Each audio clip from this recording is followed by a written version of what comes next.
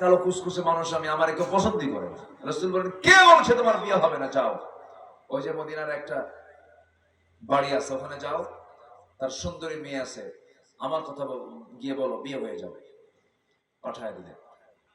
যাও। সাহাবী বলতেছে, হুজুর আমি যাবো তো, কিন্তু আমি যে প্রস্তাব দেবো কেমনে, আপনি একটু লিখে দেন, একটু লিখিত করে দেন, মজবুত করে নিলেন। লিখিত একটা চিঠি নিয়ে মেয়ের বাবার কাছে গিয়ে বলতেছে যে এই যে চিঠি পড়ো, তাড়াতাড়ি ব্যবস্থা করো। চিঠি পড়ছে, যখন দেখছে রাসূল পাঠিয়েছেন, অস্থির হয়ে গেছেন মেয়ের বাপ। মেয়ের বাপ বলে, শোনো, আমার মেয়ে তো সুন্দরী, আকাশের চাঁদের মতো উজ্জ্বল চেহারা তার, তুমি তো কালো একজন পুরুষ। রাসূল যেহেতু পাঠিয়েছেন আমার কোনো আপত্তি নাই, কিন্তু মেয়ের যে আপত্তি থাকে আমার কিছু করার থাকবে না। মেয়েটা এই কথাগুলো শুনে ফেলেছে। মেয়ের বাবা গিয়ে সামনে দাঁড়ানো মাত্র মেয়েটা হাওমাও করে কান্দে। মেয়ের বাপ বলে, মা কেঁদো না, কেঁদো না, বুঝতে পেরেছি তোমার ছেলের পছন্দ হয় নাই। এবার মেয়ে বলছে, বাবা বুঝতে ভুল করেছো, জাগতিক জীবনে আমার যদি কোনো বিয়ে হয়, আমার নবীজির পাঠানো সেই কালো ছেলেটাই হবে আমার জীবনের স্বামী। আলহামদুলিল্লাহ বলবেন না? কালো বানায় দিয়েছেন কে? ধলা বানায় দিয়েছেন কে? লম্বা বানাইছেন কে? খাটো বানাইছেন কে? দোষ কার? আল্লাহ। আল্লাহর দোষ না। আল্লাহ লম্বা করেছেন, খাটো করেছেন, মনক্ষুণ্ণ হওয়া যাবে না। মনকে কখনো এটার জন্য নিজেকে খাটো মনে করা যাবে না। সকল সৃষ্টি সুন্দর, কিন্তু সুন্দর চোখে দেখতে হয়, সুন্দর চোখে চোখে মানতে হয়। এক বেচারে এক যুবক বিয়ে করছে, 3 দিন যেতে না যেতেই হাউমাউ করে কান্দের, বলে কি বউ বিয়ে করলাম, কালো মার্কা বউ। সুমনের বউ দেখতে কত সুন্দর, দেখেন নজর কাছে সুমনের বউ। তোমার নিজের নজর যদি না ঠিক হয়, গোটা পৃথিবীর সুন্দরী নারী তোমার সামনে যদি বউ হিসেবে হাজির করো, তাও তোমার সন্তুষ্টি আসবে না, তোমার চোখ ভরবে না। তোমার চোখ সেই সময় পরিতৃপ্ত হবে যখন তোমার চক্ষুটা একমাত্র নির্দিষ্ট করবে তোমার বউয়ের জন্য। তখন তোমার কালো বউটা পৃথিবীর সেরা সুন্দরী হয়ে যাবে, সুখ পাবে, শান্তি পাবে, দাম্পত্যময় জীবনটা তোমার জন্য আনন্দময় হয়ে সুখময় হবে। আমার নবী যে পাঠালেন সেই কালো সাহাবীকে, মেয়ের বাপ যখন মেয়ের সামনে গিয়ে হাজির, মেয়ে বলতেছে, ওই ছেলে আমার পছন্দ, নবী যাকে পছন্দ করেছেন। বলতেছে এসে, ও সাদ, মেয়েও রাজি, আমিও রাজি।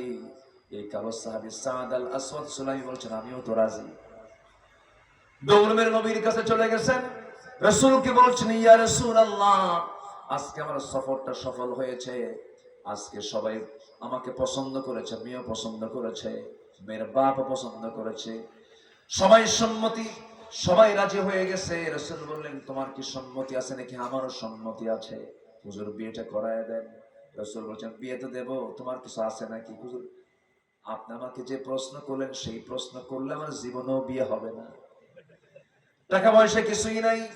রাসূল বলেন, ফাতুহুন্না উজুরাহুন্না ফারিয়্যিদা, মহরণের টাকা তো দিতে হবে হুজুর। যেহেতু আপনি সব দায়িত্ব নিজেই নিলেন, যেহেতু আপনি আমার মেয়ে পছন্দ করায় দিলেন, সব দায়িত্ব আপনি, বিয়েটা আপনি করাচ্ছেন, আপনি আমাকে টাকাটা আপনি দেন, আমি বিয়েটা করে নেই। আমার নবীজি দুজন সাহাবীকে ডাক দিলেন, ওসমান এদিকে আসো, নোমান এদিকে আসো, 200 200 400 দিরহাম জমা করে নিয়ে বললেন, সাদ রে, যাও বিয়ের বাজার করে আসো, আগামীকালকে তোমার বিয়ে হবে।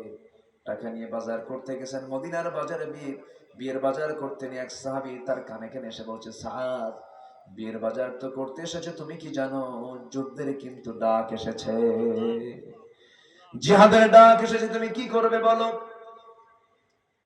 ওই সাদ আল আসওয়াদ সুলাইমি মনে মনে চিন্তা করলেন, জীবনে বিয়ের পিড়িতে বারবার বসার সুযোগ হবে, কিন্তু জিহাদের ডাকটা আমার কানে নাও আসতে পারে।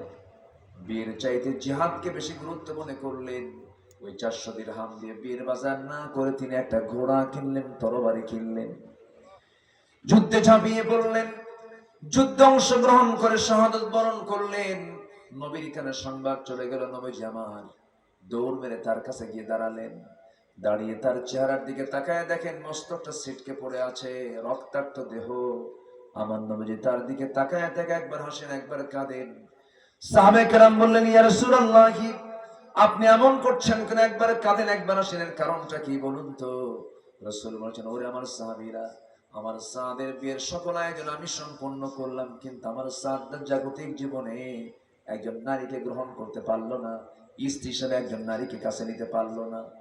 এই জন্য আমি কাঁদতেছি আর আমি হাসতেছি, এই জন্য আমি নিজের চোখে দেখতে পাচ্ছি আমার সাদ দুনিয়া থেকে বিদায় হওয়ার সঙ্গে সঙ্গে জান্নাতের হুরগুলো তাকে টানাটানি করে বেহেশতের দিকে নিয়ে চলে যেতেছে। রাসূল বললেন, আমার সাহাবীরা, ও আমার সাহাবীরা, আয়োজন, জানাজার আয়োজন করো। জানাজা সম্পন্ন করা হলো। রাসূল জানাজা পড়ায়া দিলেন। জানাজা শেষান্তে আমার নবীজি বললেন, যে মহিলার সঙ্গে বিয়ের কথা হয়েছিল সেই মহিলাকে আমার সামনে হাজির করো। হাজির করা হলো। রাসূল আড়াল থেকে মহিলাকে লক্ষ্য করে বলছেন, ও মদিনার সুন্দরী নারী, হুরে মদিনা, তুমি আজকে এমন স্বামী গ্রহণ করতে, যে স্বামীটা আমার, যে স্বামী তোমার হতো, সেই পুরুষটা, সেই সাহাবী আমার জান্নাতে চলে গেছে। আমার সাদ যদি বেঁচে থাকতো তোমার সঙ্গে বিয়ে হয়ে যেত, কিন্তু আমার সাদ বিয়ের বাজার করতে গিয়ে সে জান্নাতের বাজার করে জান্নাতে চলে গেছে। সে একটা ঘোড়া কিনেছিল, একটা তরবারি কিনেছিল, সেই ঘোড়া এবং তরবারি তার পক্ষ থেকে আমি তোমাকে হাদিয়া স্বরূপ দিয়ে দিলাম। এই মহিলা শান্ত মনে ঘোড়ার তরবারি নিয়ে শান্ত মনে, প্রশান্ত মনে বাড়ির দিকে ফিরে চলে গেল। আমার ওয়াজও শেষ হয়ে গেল। চালাবো চালাবো, ভয় নাই, চিন্তা নাই। কয়টা কাজ করলে, কয়টা কাজ করলে বলেন? চলতেছে কয় নাম্বার? কি আমল? কি আমল? প্রেম হবে বিয়ার আগে না বিয়ার পরে? এই যুবকরা, প্রেম হবে বিয়ার আগে না বিয়ার পরে? বিয়ার আগে কোনো প্রেম? বিয়ার আগে প্রেম হয় না, জেনা হয়। জেনা হয়। সব শিশু পার, সব কি পার? কোন শিশু নাই, সব শিশুর খালাটা বসে আছে। এই আকাম কুকাম গুলো করা যাবে না। সিরাজগঞ্জের ক্লোজার যমুনা ব্রিজের পাশে রিসর্ট, আকাম কুকামের জায়গায় গুলো, ঠিক কিনা? কলেজের ক্যাম্পাসে নোংরামি আছে না নাই বলেন? কলেজের ক্যাম্পাসের সামনে ছেলে মেয়ে নিয়ে বসে আছে, বাদাম কুটকুট করে খায়, বুকে বুক মিলে হাতে হাত মিলে গল্প করে, জোড়ায় জোড়ায় বাক বাকুম বাক বাকুম। পুলিশ পাশে থেকে পাহারা দিয়ে বলে, ভালো করে কর, আমরা পাহারা দিচ্ছি। অথচ উচিত ছিল 1.5 হাত লাঠি দিয়া পিটায়া সোজা করা। একটারে সোজা করলে একটা থাকতো না। আকাম কুকাম যারা করে তাদের মধ্যে ভয় আছে না নাই বলেন তো? ভয় আছে না নাই? এরকম কি ঠিক আছে না? যারা আকাম কুকাম পেটন খাইলে সব ঠিক হয়ে যাবে। এগুলো করো না বাবা, এগুলো করা যাবে না।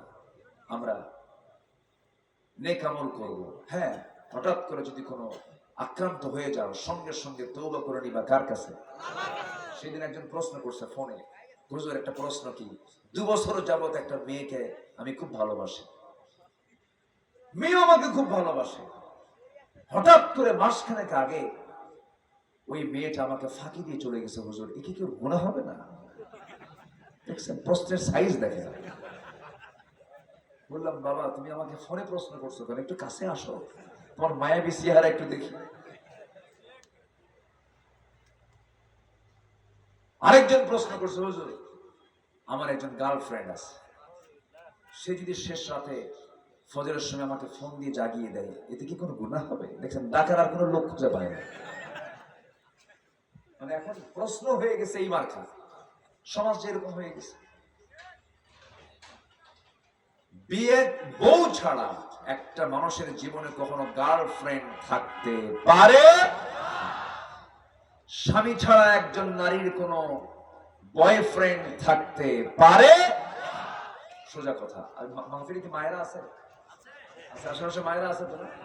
জি মা, কথাগুলো একটু শুনে নেব।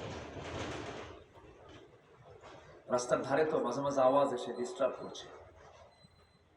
এত সুন্দর মানুষ আপনারা, আমার এটা ইতিহাস হয়ে থাকবে। এত রাতে মনোযোগ দিয়ে বসে আছেন, একটা মানুষ নড়ে না। বলি আলহামদুলিল্লাহ, জোরে বলি আলহামদুলিল্লাহ। যার ইমান আছে তার কি কোনো ভয় আছে? ইমান যার নাই তার কি থাকে? ইমান যার নাই সে তো চোর। চোরের টেনশন বেশি না বাড়িওয়ালার টেনশন বেশি? ঘুম পারে কে?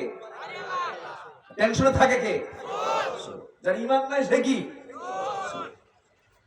চিন্তা তো থাকবেই, তার ভয় তো থাকবে। ঈমান আনলে চিন্তাও নাই, ভয়ও নাই। নেকামল আমরা করব, নেকামল করে করে আমরা আল্লাহর সন্তুষ্টি হাসিল করব। আল্লাহ বলছেন বান্দারে ওজনটাকে হেরফের করবেন। ওজনের নামে একটা সূরা আছে, ওয়াইলুল লিল মুতাফফিফিন। ওজনে কম বেশি করো না। দেখবেন বহু বুজুর্গ মানুষ হজ করে আসছে কিন্তু ওজন ঠিক নাই, আছে না নাই? দোকানদারি করতে নিলেই দেখা যায় ওজনে কম দিয়ে ফেলছে। ধানের বস্তা মাপতে নিয়ে 2 কেজি নাই, এরকম লোক তো শাহজাদপুরে নাই না, আছে? আপনি হজ করেছেন, আপনি ইমানদার, আপনি নামাজ পড়েন, ওজনে কম বেশি করবেন। আল্লাহ তাআলা বলছেন ওই সমস্ত মুতাফফিফিন যারা ওজনে কম বেশি যারা করবে তাদের জন্য ধ্বংস। ওই সমস্ত ওজন কম বেশি যারা করবে তাদের জন্য আমি আল্লাহ শুধু জাহান্নাম দেব না, জাহান্নামের গর্তের মধ্যে ঢোকাবো। বেশি শাস্তি হবে। আমার বন্ধুগণ, শুধু মাথায় টুপি থাকলো, মুখে দাড়ি থাকলো, বাইরের সূরতে হয়তো দেখতে পাচ্ছে সে জামানার বিশাল বড় বুজুর্গ, না না, বুজুর্গি বাইরে না ভিতরে। বুজুর্গি কোথায়? ভিতরে। আত্তাকওয়া, এটা এখানে রাসূল বলেছেন আত্তাকওয়া হা হুনা, আত্তাকওয়া হা হুনা। তাকওয়া হলো এই জায়গায়। আল্লাহু আকবার বলে। তাকওয়া কোথায়? আমরা কলবটাকে ঠিক রাখবো, নফসটাকে ঠিক রাখবো। জোরে বলি ইনশাআল্লাহ। মন চাচ্ছে না দিনে 1000 টাকা লাভ হতো, হবে না। 2000 টাকা লাভ হলে ভালো হয়। দেই না একটু ওজনে কম, কিন্তু লাভ নাই। ওই যে দামে কেনা, কি মনে আছে আপনাদের? যে দামে কেনা ওই দামেই বেচা। কাম হবে না, লাভ হবে না, সব শেষ হয়ে যাবে। অনেকদিন আগে, আজ থেকে 10 বছর 12 বছর হবে, বাজারে ঢুকলাম আমি মাছ কিনবো। হুজুররা বাজার করে না? বাজার করে কিনা? কিন্তু হুজুররা বাজার করে, হুজুর একটু ভালো চলে, আবার এটা অনেকের গায়ে চলে। আবার আছে কিন্তু, আছে না নাই? মাসে ইমাম সাহেবের বেতন দেয় 10,000, বেতন দিয়ে আবার বলে হুজুর এত টাকা কি করে? দেখছেন প্রশ্নের সাইজ? দেখছেন এত টাকা কি করে? আমার দেশে সবচাইতে কম বেতনের চাকরি কোন চাকরি বলেন তো?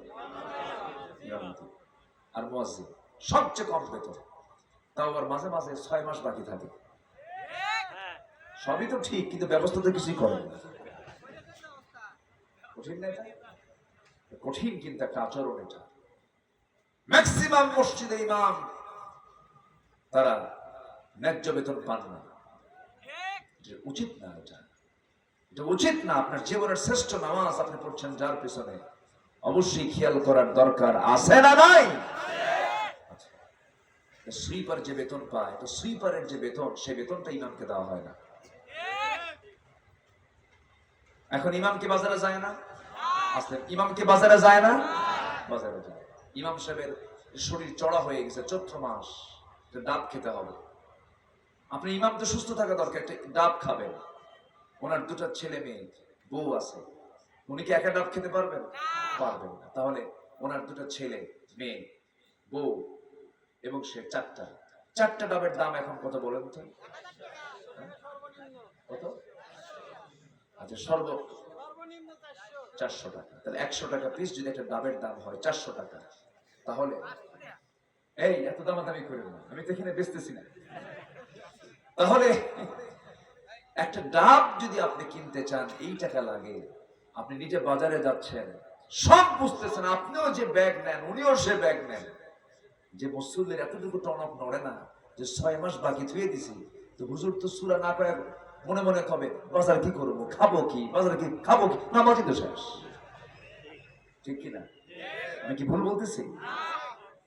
সব দিকেই থাকে। কুল্লুকুম রাঈন ওয়া কুল্লুকুম মাসউলুন আন রায়াতিহি। প্রত্যেক ব্যক্তি দায়িত্বশীল, তার দায়িত্বের সম্পর্কে একদিন প্রশ্ন করা হবে। প্রশ্ন করবেন কে?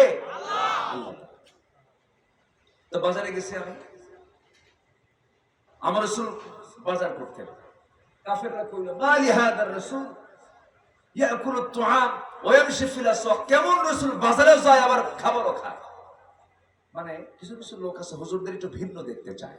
হ্যাঁ, একটা ছোট্ট ছেলে একদিন আমাকে হঠাৎ করে প্রশ্ন করতেছে, হুজুর একটা কথা বলে রাগ করবেন না? না, এই 7 থেকে 8 বছর বয়স হবে।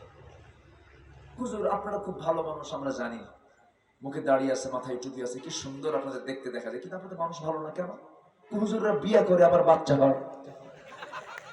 কি কথা কি বুঝতেছেন? মানে কিছু কিছু মানুষ আছে হুজুরদের দেখতে চায়, হুজুররা রাজনীতি করবে কেন? গমসুরি আমরা করবো, হুজুরা দোয়া করে দেবে। মানে গমসুরি ওরা করবে, আর হুজুরা কি করে দেবে? এই সময় আর নাই, এই সময় আর নাই। সামনের দিন আসতেছে আলেম ওলামাদের দিন, সামনের দিন আসছে কোরআনের দিন বাংলার জমিনে ইনশাআল্লাহ। জোরে বলে ইনশাআল্লাহ। তার সিমটম শুরু হয়েছে, শহীদের রক্ত যখন জমিনে ঝরে, এটাই হলো ইসলাম উর্বরতার 1 নাম্বার সিঁড়ি। আল্লাহু আকবার। শহীদের রক্ত আছে না নাই? কষ্ট পাচ্ছেন নাকি আপনারা? তো বাজার করতে গেছি, মাছ বিক্রেতার সামনে দূর থেকে মাছ বিক্রেতা একটা লম্বা সালাম দিল। সালাম দিলাম, হুজুর আমি আপনার খুব ভক্ত, অশ্ব। তো উনি আমাকে আর কিছু বলতেছে না, হুজুর মাছ আমার থেকেই নেন, কিছু বলে না। আমি বললাম, ভাই আপনি আমাকে চেনেন যখন, ভালো আলহামদুলিল্লাহ, তো আমাকে কিছু মাছ দেন, মাছ নিতে হবে। অনেকদিন আগের কথা, তখন ওই যে দাড়ি পাল্লাই মারত, তো মারতেছে, মারতে মারতে দেখি যে সে আমাকে বেশি দিচ্ছে, একদম গড়ে দেয়, সমান করে না, হেলে দিচ্ছে। কি বলে এটা? গড়ান দেয়, হ্যাঁ গড়ান দিচ্ছে, আমাকে বেশি করে দিচ্ছে। তো বললাম, ভাই আপনি আমাকে বেশি দিচ্ছেন কেন? হুজুর একটু দোয়ার জন্য দিচ্ছি। তো আমি ভাবলাম যে না, এটা তো বেশি হয়ে গেল। তো আমি টাকা পয়সা দিয়ে মাছটা নিয়ে ভাবলাম যে সে কতটুকু বেশি দিল। মাপ দিয়ে দেখি ½ কেজি নাই। কতখানি নাই বলেন? ½ কেজি নাই। বলেন দেখুন কি দোয়া আসবে? তাহলে এখন বলেন, ঈমান কি শুধু লা ইলাহা ইল্লাল্লাহ, না দাড়িপাল্লাই আছে ঈমান? দাড়িপাল্লাই ঈমান আছে না নাই? এটা নেক আমল। এটা কি আমল বলেন? নেক আমল। ওয়া আকিমুল ওয়াজনা বিল কিসত ওয়া লা তুখসিরুল মিজান। ওজন নষ্ট করো না, ওজন নষ্ট করবা, দাড়িপাল্লা এলোমেলো হবে, তোমার জান্নাতে যাওয়া এলোমেলো হয়ে যাবে। বনের সম্পত্তি বুঝে দিবেন। আচ্ছা, এগুলো কথা মনে বলার দরকার নাই নাকি? বনের সম্পত্তি গুলো বুঝে দিবেন। যেদিন বাপ মারা গেছে সেই দিনে হুকুম চলে আসছে, মিম্মা তারাকাল ওয়ালিদাইন লিযযাকারি মিসলু হাযযিল উনসাইন। কোনো কথা নাই, বোনকে সম্পদ বুঝায় দিবেন, বোনকে ডাক দিবেন, ও বোন, বাপ তো মারা গেছে, এই যে সম্পদ তোরা নিয়ে যা, তোদের কাজ তোরা করে ফেল, তোরা নিয়ে যা, সবকিছু নিয়ে যা। কিন্তু তা তো বলি না, বরং মাঝে মাঝে বোনরাই ভাইদের কাছে যখন আসে তখন ভাইরা এমন বড় চোখ বানায়। আছে না এরকম ভাই? কিছু আছে না? নিতে আসছিস না, ধমক একটা মারে, বোনরা কি বলবে, আবার চলে যায় বাড়িতে, আবার মাঝে মাঝে আসে, ভাইগুলোর দুর্ব্যবহার শুরু হয়ে যায় ওই সম্পত্তি নেবে বলে। কিন্তু এখানে দুর্ব্যবহার করা দরকার না, সুন্দর ব্যবহার করা দরকার, সুন্দর ব্যবহার করা দরকার। তুমি যদি খেতেই চাও, বোনের কাছ থেকে আগে জায়েজ করে নিয়ে তুমি নিতে পারবা। বোন কাকে বলবা, বোন তুই পাবি, তুই আমার কাছ থেকে পাবি। কিন্তু আমরা কিন্তু সংকটে আছি, এই যে আমরা 4 ভাই আছে, তোরা 3 বোন, 2টা বছর পরে নে, হতে পারে 2টা বছর পরে নে, একটু সংকটে আছে। বোন তো ভাইয়ের জন্য একটু আগে আসতে পারে, ভাই বোনের জন্য আগে আসতে পারে, কিন্তু ফাঁকিবাজের কোনো চিন্তা মাথায় আনা যাবে না। সবচেয়ে উত্তম হলো যেদিন মারা গেছে তারপরের দিন এগুলো সব বুঝে সুঝে সব ক্লিয়ার করে দেওয়া। কারণ বাবার মার কবরের শান্তির জন্য এই সুষম বন্টন করার দায়িত্ব প্রত্যেক সন্তানদের আছে না নাই? আমার বন্ধুগণ, তা তো দেয় না। ওই বনের সম্পত্তির উৎপাদিত শস্য, ধান, পাট, ভুট্টা গুলো সব গোলায় ভরায় নিয়া সে উপার্জিত টাকাগুলো জমা করে হজে যায়। ট্রিপল হাজি সাজে। কি হাজি সাজে? ট্রিপল হাজে। 3 বার হজ করে আসে। কিন্তু কার টাকা? বোনের টাকা, বোনের ধানের টাকা। হজ করে আসে। আবার বোন যখন ধান চাইতে আসে, বোন যখন জমি চাইতে আসে পাশে আস্তে করে বসায় দিয়া বোনকে সুন্দর করে ওয়াজ শুরু করে, ভাইরা ভাইরা বলে, বোন জমি নিতে আসছে, অংশ নিতে আসছে, ভালো কথা, একটা কথা শোনো, কি অংশ নিলে কিন্তু ধ্বংস হয়। দেখছেন কি ফতুয়া দিল, মানে শয়তান থেকে অভিনাশীল হয়েছে, আছে না নাই?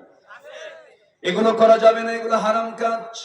আল্লাহ রাব্বুল আলামিন বলেন, ঈমান আনবে ভালো করে, নেক আমল করবে ভালো করে। নাম্বার 3 হলো ওয়াকামুস সালাহ, যারা নামাজ কায়েম করবে। আমার বন্ধুগণ, আজকে সমাজে নামাজ কায়েম আছে নাকি বলেন? নামাজ কি কায়েম আছে নাকি?